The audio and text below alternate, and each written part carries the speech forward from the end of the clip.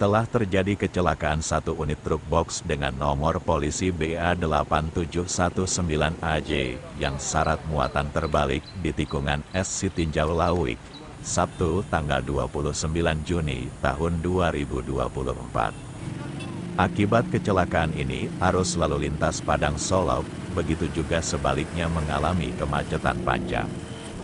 Untuk petugas polisi lalu lintas dari Polsek Lubuk Kilangan dan Polresta Padang telah berada di lokasi kecelakaan untuk mengatur arus lalu lintas.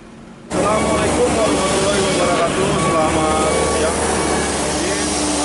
Ini Polresta Padang Awas.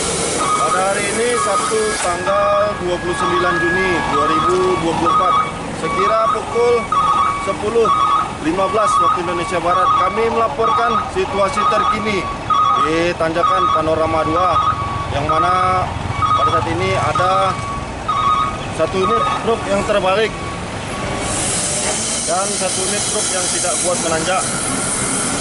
Dan kami laporkan untuk arus balik dari arah Padang dan Solo maupun sebaliknya kita lakukan buka tutup dari kedua arah. Kita mengimbau kepada masyarakat untuk tetap bersabar dan jangan melambung-lambung dan utamakan keselamatan. Demikian yang dapat kami laporkan dari Satlantas Polresta Padang. Selamat siang, salam presisi Polresta Padang. Menurut informasi, kecelakaan ini disebabkan karena truk box tidak kuat menaiki tanjakan lalu mundur dan terbalik. Tidak ada korban jiwa dalam kecelakaan ini.